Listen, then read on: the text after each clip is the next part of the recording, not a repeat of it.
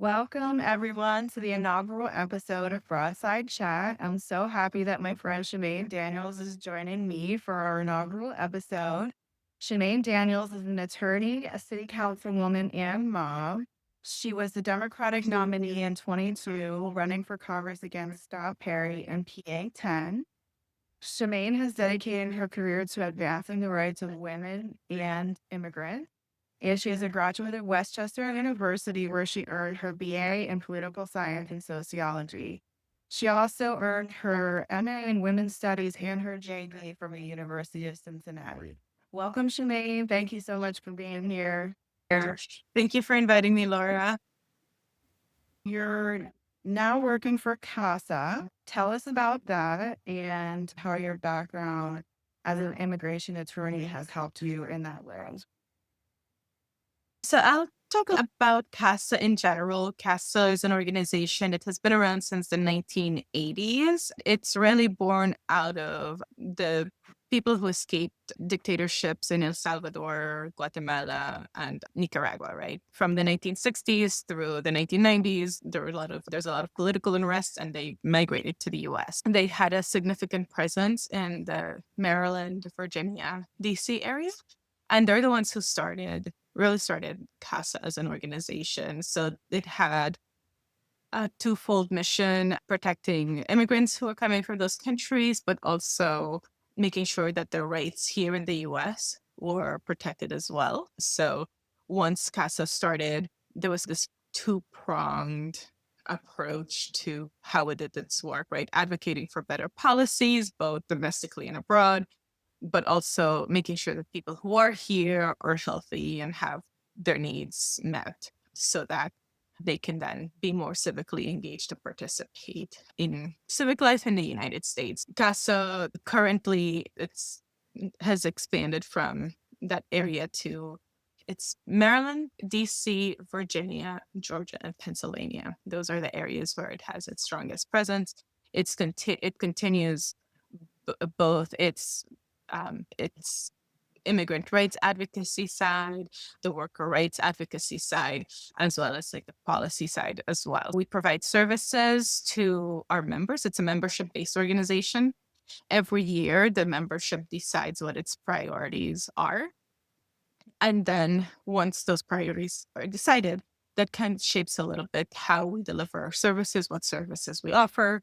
And it also tells us which direction to go policy wise. So this year, for example, we're doing a lot more affordable housing, environmental protection, climate change advocacy, because that's where our membership is. So yeah, it's hard to explain what it does because it in a short sentence, because it's a 501c3. The 501c3 component of it does the services, immigration, taxes. We do worker trainings, workforce development. English is a second language. So the 501c3 does that. The 501c4 advocates for improved policies in the states and with the federal government as well. So we do the advocacy there. We also have a PAC and an independent expenditure arm that does a lot of the civic engagement and voter turnout.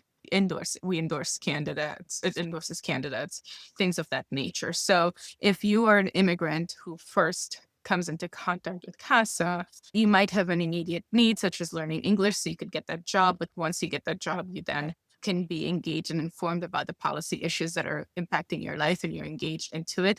And then if you want to, you can go into electoral work, supporting candidates who support policies that make your life better. We're multiple entities so that we could meet all of those functions. But the goal is that our members aren't going to be just people who just sit there and wait for things to happen to them. The idea is that we empower members, we empower communities, so then they could be civically engaged and could participate in the systems that they live in and have a say in direct what that looks like. One of the things that I really loved about this position is that it puts all of my hats and heads into one thing. As I'm an immigration attorney, I've also been in politics a lot. I'm also an academic by kindred spirit. I am a college professor, but also I love academia. And for the last, I don't know, 10, 15 years, I've been living three separate lives in one body. Whereas with this position, I get to do all of those things. I get to do the fundraising, I get to do the programming, I get to do the help a little bit with the pedagogy for some of our programs. I get to issue spot in ways that are much faster than someone who isn't an attorney. I can spot things very quickly. So I think this role marries all of those identities that I've carried for a long time. And one of the things that I love about CASA is that many organizations say that they're family friendly, but they're really not. And CASA that has allowed me to be a better mom to my daughter because I'm able to be present with her when I am home. I'm able to take her to work with me. She is in a community of, like I said, we're a membership organization. So a lot of my meetings is with other members. So we always have some form of childcare available so that their members can participate. Mhm. So she gets a lot of her socialization too. So it's been really this is one of those roles that really captures all of my personalities in one. What is CASA seeing regarding the ICE raids in Pennsylvania and in your region? Have you had to adapt any of your services? So we have always done Know Your Rights trainings. Those have increased a lot, and we are doing a lot more training our trainers type of Know Your Rights training. So that has increased a lot. In terms of ICE activity in Pennsylvania, I think you can say it's similar to what's happening everywhere else. They are pretty sloppy, so they're pretty much depending on kind of consent and people not knowing what their rights are and not knowing how to protect themselves. They're going into spaces where they shouldn't be, but there isn't someone who knows enough to say, hey, you can't come in here or you shouldn't be here. So that's what we've been seeing a lot in Pennsylvania and across the country. As you can tell from some of the news coverage, we don't exactly have the most competent administration. So they really depend on the weaknesses and vulnerabilities that our different communities have to carry out their administrative goals. Is a space that somebody shouldn't be in? I don't want to say people shouldn't be in specific spaces, but I do want to say people should just stay quiet. If you don't know the person you're talking to and you haven't been introduced by a friend and you know for sure that they're not a law enforcement agent, try not to communicate too much or talk too much about your background or your histories. I think in some ways the expectation is that people will just disappear. So I don't want to say don't go to your festival. I don't want to say don't go to your public parks, right? And enjoy those spaces. Just know that when you're there, that don't give anyone any information that could end up being on a removal order. For many people, what they don't realize is that for the government to remove you from the US, they have to make certain allegations. I don't know if you had a chance to look at the video that I sent you earlier, but there's a lot of videos going around of ICE making contact with people, going to people's houses. And one of the recent videos that I saw showed agents who were wearing badges from multiple agencies, so police, FBI, ICE. Is that typical? Is that a new thing? I'm wondering if any of them are fake, because I know ICE pretends to be police a lot. What would you tell people about that?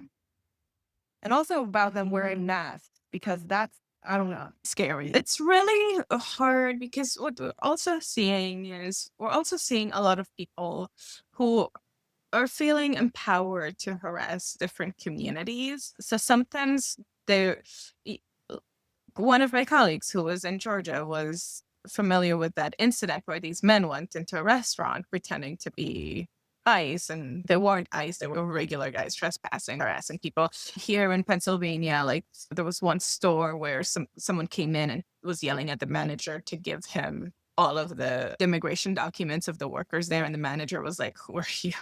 All the manager had to do was ask 2 or 3 questions. But if someone was scared or didn't know that they could ask those follow-up questions, that manager could have violated a lot of laws by disclosing and providing that information unwittingly to someone who wasn't entitled to them. So normally when when immigration does a raid, that's a real raid, it is a big deal. It's a big coordination. It's a big effort. They typically don't, when you see 4 or 5 agencies, you're looking at maybe a manufacturing plant or like a really big place where they're going to have a lot of immigrants where they know the information they have is accurate about who they're detaining.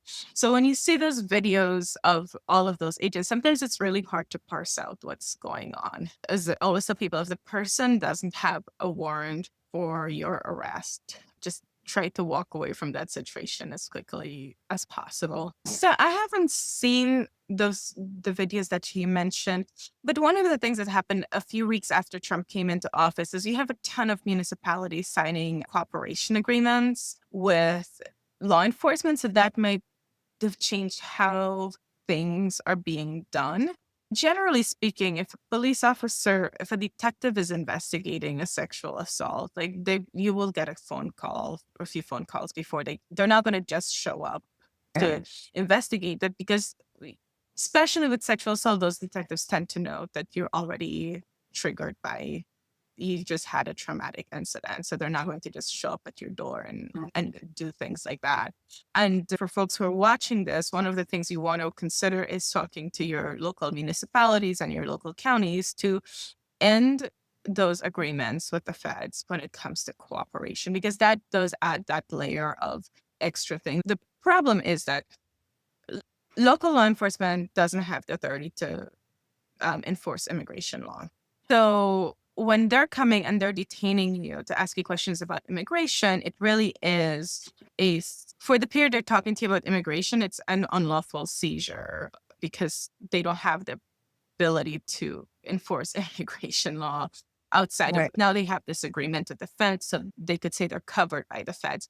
But if local law enforcement detains someone and it's the wrong person, right? That person could sue that local municipality for being unlawfully imprisoned, and it's the municipality that's on the hook because the feds aren't going to pay those costs of those mistakes, even though the mistake was theirs. I encourage folks, we've been promoting trust acts across the US. So if you have folks who are paying attention and they want to know what to do, talk to your local municipality, get them to adopt trust acts where they agree not to cooperate with immigration enforcement. The state police doesn't cooperate because it messes up their existing investigation. Same thing with Harrisburg local police. As far as we know, they're not cooperating. And part of it is that it messes up their other investigations. When you're walking around as a detective, you're walking around with an ICE agent in a community where you have a lot of people, a lot of families with mixed status, like the person who witnessed that robbery. If their relative isn't documented, they're not going to talk to you anymore. Right. So it really messes up the work of real law enforcement when they're cooperating. But that doesn't mean, as we saw after Trump came on, there are tons of municipalities who sign these agreements because they think, I'm not really sure what they're thinking. It messes up the real law enforcement work. And there is really no win for municipalities because when the feds make a mistake, the cost goes to the municipality. So I'm not sure. That's a good segue into my next question, which is about sanctuary city laws. And as of yesterday, I saw a post that said that New York City passed a resolution to sue Mayor Adams and potentially Donald Trump for those types of agreements. I imagine there's probably like limitations on funds to municipalities that was the initial threat. I don't know how much they're following through on that threat given all of the other funding that they've been cutting as well. So it's been hard to keep track of which funding we're talking about. Um, but yeah. So yeah, sanctuary cities are there. And that's basically in some ways what a trust act is, right? It's an agreement that as a municipality, you're not going to share information with immigration enforcement. You're not going to cooperate with immigration enforcement on immigration enforcement matters. Of course, if here in Harrisburg, someone who is undocumented murders somebody and they get arrested for being murdered, that is a perfectly fine window when we could say, hey, feds, by the way, this guy doesn't have any immigration status. If you want to take him after trial or after his sentence, go ahead. The other thing that's so absurd about so many of these things is what happens is, I mean, ideally, right? If someone murdered me, I'd want them to spend their time in jail. But with this where you get the conviction and then you get deported. So it's like you get it's like a get out of jail free for someone who is a criminal in the climate that we're in. It's just the most bizarre situation. So are there limits in Pennsylvania on sanctuary cities? I think I read something. Are only first class cities allowed to be sanctuary cities? Like we couldn't, Harrisburg couldn't as a third class city. No, any city could be it because a sanctuary cities really just means that you're not sharing information with the federal government about the immigration status of the people who seek your services. So if someone who's undocumented applied for a business permit, we're not going to share their information with the federal government, then we don't have to because it has opening a business has nothing to do with immigration. So For some reason, I thought when Papadopoulos was still mayor and Donald Trump came into office, I for some reason thought that city council we passed a resolution that we were a sanctuary city, but we're not. Is there any reason why we haven't? there's no reason other than lack of political will.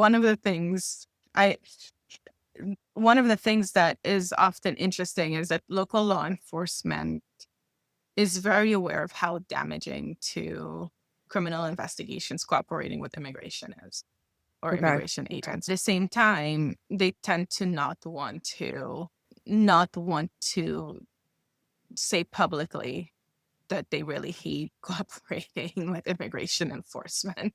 Mhm. So that I think that is part of the reason that you see municipalities like Harrisburg not really adopt a specific policy because they're they're thinking their police department already doesn't cooperate with immigration enforcement. There's really no reason to do that because of how damaging it is. So there's this idea that things will be fine. One of the things that people don't realize is ours, this current administration, like I said, it's pretty lazy and pretty sloppy.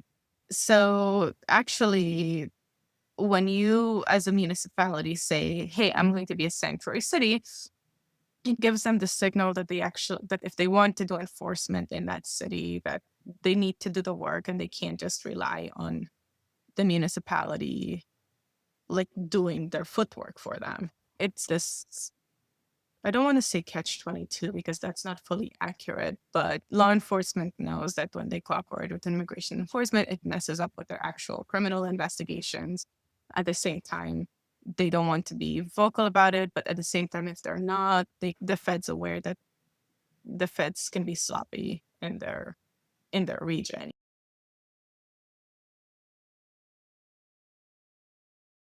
It would be nice if we had something on the record that we are sanctuaries. So let's get into the Abrigo Garcia case for a minute. I recently read the transcript that was provided on the Sky by Joshua J. Friedman, and it's pretty interesting. This was the transcript from the show cause hearing as to with the judge asking the government why they didn't violate the court's temporary restraining order. So I was just hoping that you could provide some insight as to what some of the arguments mean. So the first thing that the judge asked was, do you agree that my TROs did not order any Trinidad members to be released from custody? And it didn't prevent the government from arresting any Trinidad members or use other procedures to deport Trinidad members. My question, like, that you could clarify, what was he talking about this proclamation between the 14th and 15th of March? Did you garner anything? Like, from that timeline that he was seeking contempt, like they were doing this in the middle of the night under the cloak of darkness? So in the practice of law, there are a few things that are going on, right? There's this idea that everyone is working in good faith, that when you're doing Right. things, you're doing it in good. When government works, it has to have a basis for making its decision. It can either be a rational basis. It For certain things, the reasoning has to meet a strict scrutiny standard or an intermediate scrutiny standard. But when the government acts, the government is also supposed to act in good faith and rationally. And the rational standard isn't too high. You could decide between pink and yellow tulips. You don't have to have a big explanation about why you want pink or yellow tulips in your park versus daffodils, for example. So you have to meet some of those standards. And I think what's going on here is that the judge is saying, by looking at this timeline, it's clear that you guys had already decided how you're going to proceed, regardless of what the court's opinion and what the court's order was going to be, regardless of what the hearing said. And the thing is that the behavior that you're showing would have deprived these individuals of their due process, regardless, right? Because once you are foreign national and you're outside of the US, it's very difficult for a court to assert jurisdiction over you, which means if you have a right that you needed to protect, you can't protect it anymore. You're outside of the jurisdiction of a court. So that line of questioning goes to those elements of, was the government acting in good faith? And if they weren't, like, what was the goal? And was there a unlawful pretextual reason to act a certain way? So I think that's what that whole conversation was about. Because if you issued an order 2 hour telling order your staff to do certain things when you know there was a hearing coming up that was supposed to answer, then it means that you were going to show up to court not in good faith. You were going to be waiting to see how that hearing turned out. So I think that's what's happening in that conversation there. And that you see this, a lot of it goes towards whether the government attorneys should be held in contempt for not acting in good faith, among many things. And you said in another conversation that we had that would be like a first or highly unusual. Or It's the standard to hold an attorney in contempt in general. It's a really high standard because there are a lot of assumptions about how we operate and how we communicate. So even when you see a regular person filing a disciplinary complaint against an attorney, it's a high bar for them because you have to prove that they weren't competent when they were doing their work, that they were acting in bad faith. And those are things that are like hard to prove. And when it comes to the government employees in particular, it's even harder because if I am at the DOJ, but my client is the Department of Interior and they're in New Mexico, if there's a mess up that happens, it's really hard for the judge to say, I knew that the park ranger in New Mexico was going to set the park on fire. It's really hard. So it's very difficult to hold attorneys, especially government attorneys, in contempt because there's a lot of inability to have that first-hand knowledge to be able to say for sure, hey, you should have known what was going to happen in Washington State, even though you're an attorney here in Washington, D.C. Yes, it's really difficult. And in immigration proceedings, so immigration proceedings do not have the high evidentiary standards that a regular trial tends to have, hearing, because our immigration system is all administrative. It's not really judicial. So even when you hear of an immigration court, it's really an administrative court. So in that context, it's the standards for the attorneys representing the government is lower because all of the harms that come out of immigration are considered civil harms. They're not to which you have rights that are attached.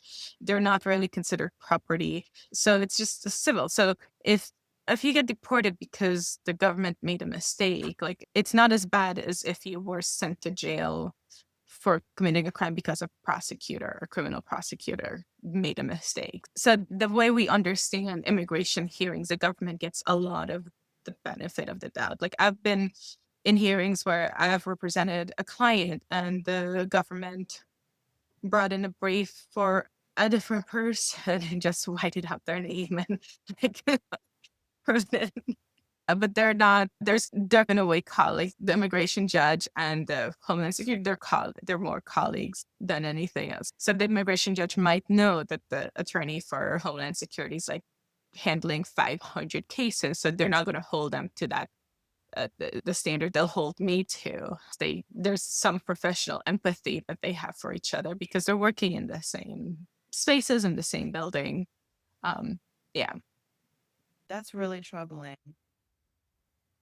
Okay, so then the couple of other things that were brought up in that show cause hearing were the Alien Enemies Act and 8 USC 1231B. So these were the arguments that the government was making. Can you shed a little light on those? So that's just a really old act. And I think that's basically that the government could detain someone and deport them without any due process. But it came into existence because when the person is clearly connected to a state, right? Like we are at war with England. So if there's a British citizen here who did something, like we should be able to kick them out. Is this what we used when we interned the Japanese during World War II? When we interned the Japanese, that was a military order and it was a national security.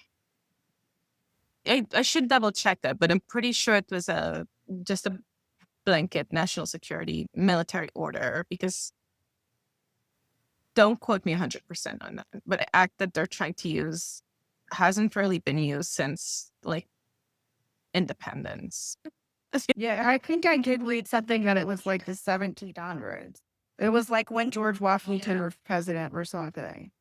Yeah, that was what it was created for. Because don't forget, like after 1922, we have an immigration law system. We don't have that before then. So you had to have this specific statute to get rid of people because otherwise there was nothing. We didn't have an immigration law until the Chinese Exclusion Act was our very first immigration law. So that was post 1865. If you wanted to quote unquote deport somebody, like there really wasn't a mechanism, like a legal mechanism. You could tell them to get out very sternly.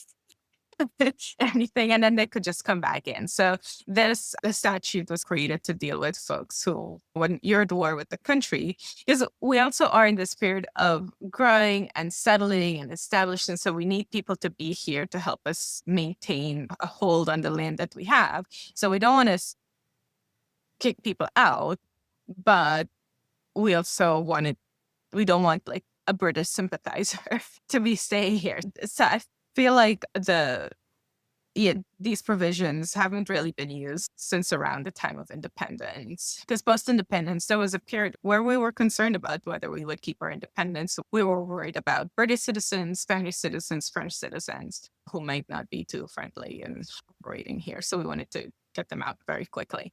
But yeah, the thing is the rationale that this is going to be a very fascinating intellectual legal question because the basis that the administration is using is that these guys are gang members, but the statute was really designed to protect against other countries, not even a terrorist organization. There's a reason why this wasn't used after September 11th, because terrorist organizations are non-state actors. So it's going to be interesting. So why did the judge make a distinction and raise the question with the government about his oral and written order when questioning the government? What is the difference? Yeah, I think that was just was the government acting in good faith or not? Because once the order is in writing, I imagine every agent can pull up the order like on their database. When it's oral, sometimes did the lawyer take the steps to make sure other people knew that the order had been issued, because there isn't a written order somewhere that the agent could pull up when they're pulling up that person that they're processing, kind of thing. I think that's really what that was going to. I don't think it was going to, just based off overall conversation. Yeah, like when I issue that oral order as an attorney, it's your job to then carry it out. And you know that those flights were going to be leaving and at whatever time. So when I gave you the order, did you just go home and have dinner? Or did you go? I just think that this is interesting. The state secrets privilege on unclassified information. So I don't understand why any of these deportees would be subject to the state secret privilege. Can't the judge is saying all of this information is unclassified? Is that what he's asking? If it's unclassified, how can you use the state secrets argument? Yeah. I think these are all, I have to say that we're all in a post 9/11 world where all of these things used to be very clear before September 11th. And then because of the things that have been done to our judicial system, post September 11th, a lot of these things, they're now, there are questions there that shouldn't be, right? Like, why were there still people at Guantanamo Bay without who haven't been charged? Our Constitution says that you have to have probable cause to detain someone. But we came up with all of these legal um, loopholes and processes and things like that to not honor our constitutional obligations. And now we're seeing all of those legal and intellectual gymnastics being really stretched to every context that the Trump administration wants to stretch them to.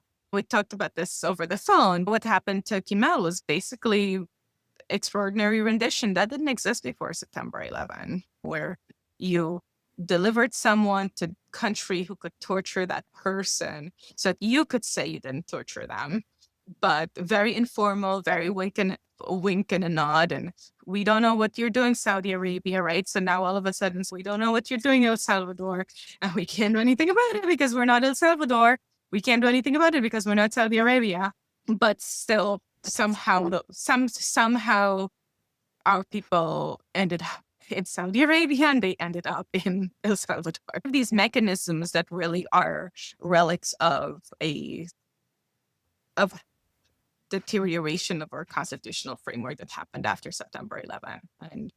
And so there's some of the questions that a lot of people like ask me, and we talk about it in casual conversation, and we're like, what we allowed after September 11th? There's some of these things that are pretty bad, but I think the framework is there because we allowed it. We created some of these systems that are there. And I don't know if you've noticed, but I was one of those people who every once in a while would be complaining about Guantanamo. The fact that we have what is basically a torture colony within what's supposed to be the most advanced democracy in the world has always just fundamentally bothered me, my understanding of the US Constitution.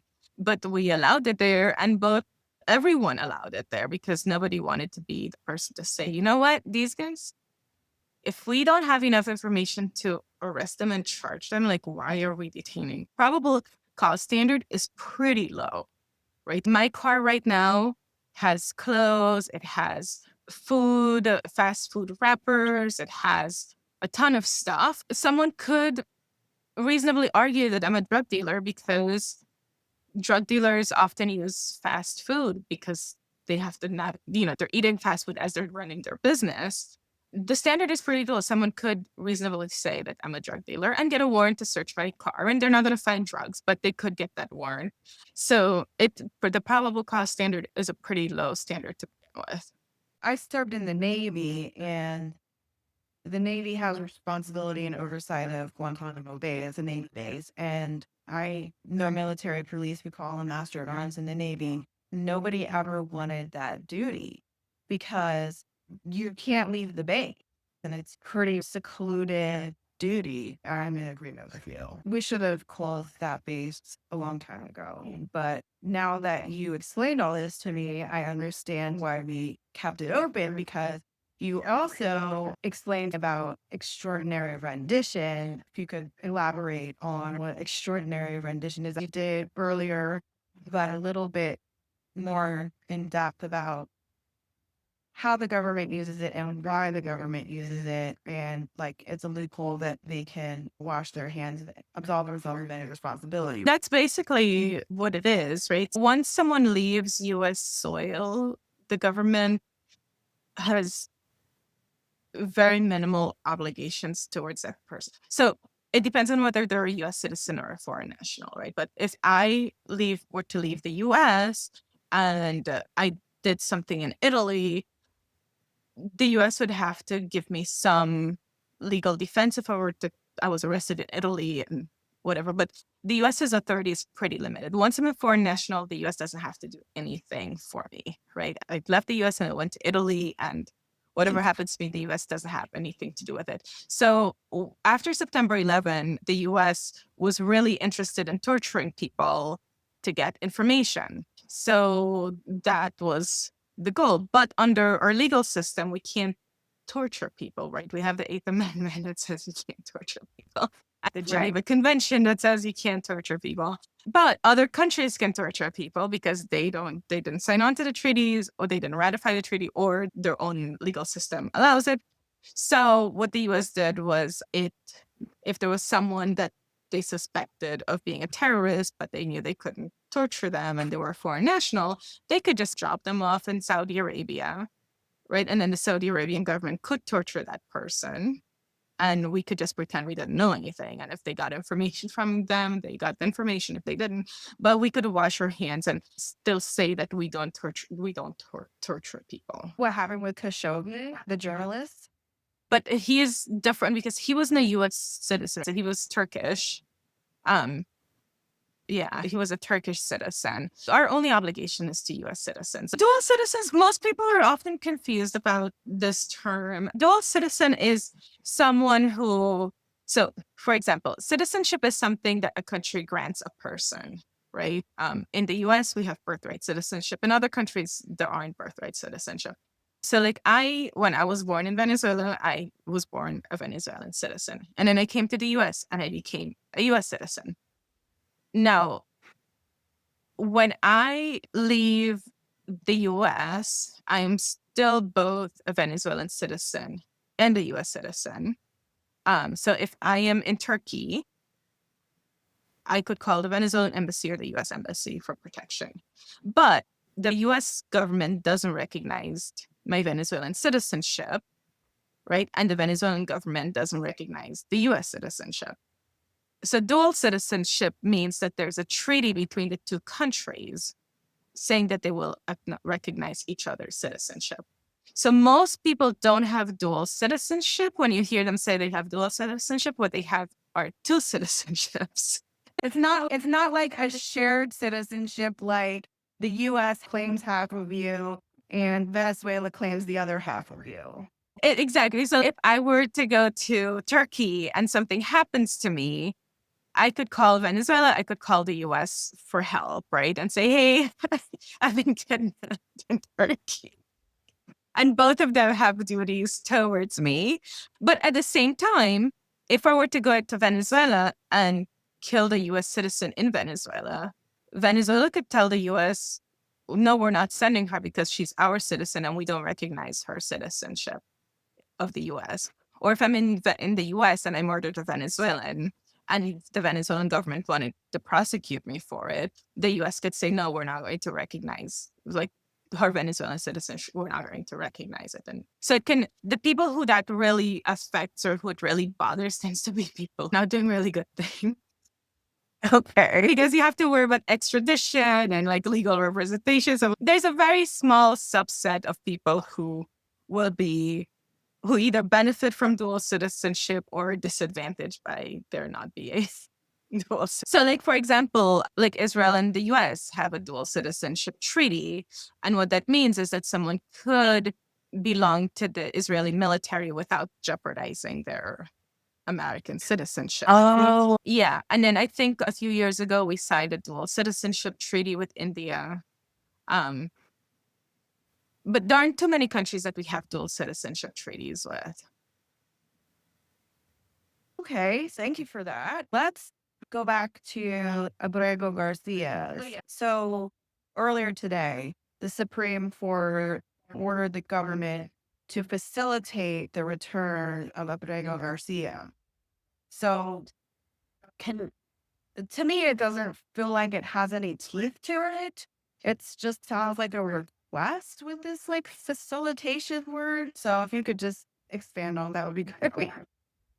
Because it, like the same with Saudi Arabia, right? Once we handed that person over to Saudi Arabia and Saudi Arabia tortured that person, if we were to find out that person was innocent and had nothing to do, we have no ability to go to Saudi Arabia and say, hey, stop torturing that person. Because that person, one, is either, well, I'll use the Kimmel case because that's real. Like he is a foreign national. He is in a country that's not the US. The ability for the US to go into El Salvador and say, hey, you have to take the US can't say, Salvador, give me back this person that's neither a US citizen nor in the US, right? But yeah, it doesn't have that much teeth because of jurisdictional questions. Who has the authority and who has power? Think of it in very antiquated terms, right? If this was 1776 and Abreu was in El Salvador, is he someone that the US would go to war over? Probably not, because he's neither a US citizen nor, and he's not in US soil. So there's no reason to go to war with El Salvador over him. So in some way, I felt like the Supreme Court's order was significant in the sense that it's politely telling the Trump administration that we recognize the ramifications of what you're doing and the potential that any one of us, US citizen or not, could end up in the same situation. So, like, they didn't show who signed on to the order. I'm really curious as to how many of the justices recognize or are in agreement with the potential consequences of what they're doing. They know what they're doing. The thing is, internationally, we just don't have the authority to tell another country what to do, especially when that person isn't a US citizen. I think of it in closer proximity, right? We've had situations where a Mexican soldier was shot by a US Border Patrol agent, or vice versa. A US Border Patrol agent was shot by a Mexican soldier. The US, our ability to do much beyond what each country agrees to do about that situation is really hard, because even you're military, right? We have to have some reason to go to war. Like we can't just pick. I understand the administration we're in, but under our post World War II treaties, right, you have to have more than just an accident of a soldier was shot by the other military. It can't just be like, you're not going to go to war because two guys are fighting over the local girlfriend that is seeing both of them. So that's the same thing with these situations. It's really difficult to cure this problem. And in some ways, it was a problem that it was not designed to be something to be solved, because this only exists so that the US could be in denial of what is happening. It's difficult to cure, and you're supposed to not know, right? Because if the US knows, going back to September, if the US knows for a fact that Saudi Arabia is torturing people that it sends to Saudi Arabia, then it's violating international human rights laws. There are other like things that it needs. So the US has to not know for this stuff. And it's a situation that we're currently in, right? So the US is going to, the structure it has is set up to not know what happens once those guys get to El Salvador, right? So they pay whatever money per person. They don't have to know what's happening. And they can pretend that facility is not overcrowded, like beyond what it's like 5 or 6 times its capacity. They can pretend all of that is happening, because as long as Bukele says everything is fine here, you take that. But yeah, so the system, it was designed to be uncurable in some ways, because the idea was that we didn't want to have anything to do with, we don't want to have anything to do with the folks that we render to other countries. We want to, okay, you do with them what you're going to do. We're just in very difficult times. I think people need to look back into US history, global history, prepare for the worst, hope for the best. It's, that's what you have to do, because I know that there's constantly this conversation about people come to the US, and the idea is people come to the US for stuff, right? Like they're coming here to get our welfare. They're coming here to get things, right? But people come to the US for strong institutions, for stability, for consistency, for due process, for all of those things that make commerce operate well. Like I have serious questions about what happens to our economy once our judiciary becomes very weak as well. If I'm a car dealer and I know that no one is going to force me to not sell lemons, right?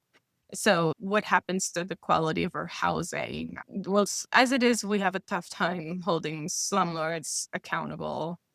What happens once they know that or judicial can't really do anything? They could issue orders and you can't do anything, anyways, right? There's just a lot of our institution that's breaking really fast by this administration, and I am just really concerned about what happens. Yeah, and I feel like these are things that are completely unimaginable to Americans who have lived here their whole lives. Like that they take these things for granted. Like they don't really pay attention or know or have reason to know what all of these different agencies do for them because it's just this is how it's always been. The Social Security check has always been coming in on time. This is the first administration where you're seeing delays on those Social Security checks. Like, I know that if I go to my Department of Health and I want a copy of my birth certificate, I could get it. I know that if I go to renew my driver's license, that I could. Nobody has lived in a climate where, like the way we grew up back home, like if your driver's license is expired, you might have to bribe someone to get it renewed because nobody has to do anything. But I feel like during the pandemic, people all got a taste of that, right? Like they saw when they went to the grocery store that shelves were bare and empty and that they couldn't call a number for an agency that they needed help with because nobody would pick up because they were closed. Yeah, but I think we talked about the stuff during the pandemic as very exceptional. Like it was a pandemic. And I don't think people realize how much of our function, the reason our lives have been easy is because there have been a ton of people who show up to work every day quietly and just do their work. Like I could go into a national park without having to bribe someone to get into the national park, right? I pay my ticket and I go in. The national park is maintained. I can go to a library and at the hours when it says it's going to be open and closed. And you're right, we experienced some of like that inconsistency during the pandemic, but we attribute it to the pandemic. We didn't really think about those things in terms of institutions. And I can be very pessimistic because I'm all like, people are like, you'll survive this. And I'm like, it took Pol Pot 3 years to go from Pol Pot to killing fields, right? And then it took, Stalin was in power, full blown totalitarian for 30 years. So I'm like, it's not something that gets fixed in 4 years. And for the first Trump administration, the Muslim ban went in when he first started. One of the people I was helping finally made it to the US last year, right? It took 8 years to fix something as small as the Muslim ban, or the consequences of the Muslim ban. So when people think, oh, this is really fixable, you're right. Americans don't realize like how institutions are strong in both ways, in that if they're strong, they're really good at maintaining stability. But if they're broken, they're really hard to fix. Like it takes a long, right? Imagine going from that Social Security Administration that issues this check every on whatever date every year. Think about all of the things that have to break for that not to happen. And then fixing that again once you have the opportunity to fix it. It's not an overnight fix once it's Right. broken. Yeah. So it can get pretty dark and pessimistic. I've had a lot of clients from Central America and to sit there and say, yeah, I had to come to the US because someone wanted my land. And because of that, I could have lost my life, but also there wasn't a system for me to hit to deal with this justly, right? Like that the mechanism is some guy comes to your door and says, you can give me your farm or you could die. And you have no recourse because there are no systems that are uncorrupted. Yeah, I think about the Afghans and like the Afghan farmers who lost their land because someone could get what $5,000 for saying that they were terrorists, and the U.S. government would come in, pick them up, and then the neighbor ends up with their land and $5,000. Their life is Wow. destroyed, you know. And you're like, so imagine like being that person. You're like, yeah, I had to come here because I lost my land and was tortured for a few years, and wants to say that story, right? But then the fact that they're being sent back to that, it's horrific. It's unfathomable. You and I are both the same age, so we're Generation X, and when we were coming up in school, elementary school, middle school, high school, and learning about history and all of the strides that were made with human rights and civil rights in this country. Nobody that I know who is of our generation could ever have imagined that we would be where we are right now in this country with the rolling back of all of these civil liberties and everything. It's like we're in a nightmare. It's very scary. For me, I'm just having a lot of PTSD because I'm just like, oh, so like we left one environment to come to another for it to become exactly the place we left. And there's a part of me that's, I'll be better at navigating this because I've already navigated this before. So I'm good. But also, I didn't want to navigate that. We didn't want to navigate this. That's like, Am I frozen still? You were frozen for a minute. You're frozen now. You look good though. I'm gonna take a picture.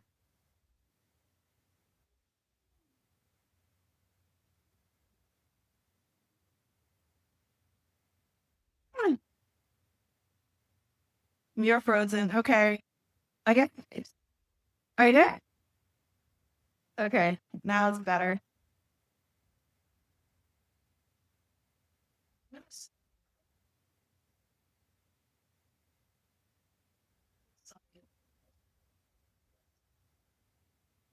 Oh, I hate. Okay, here.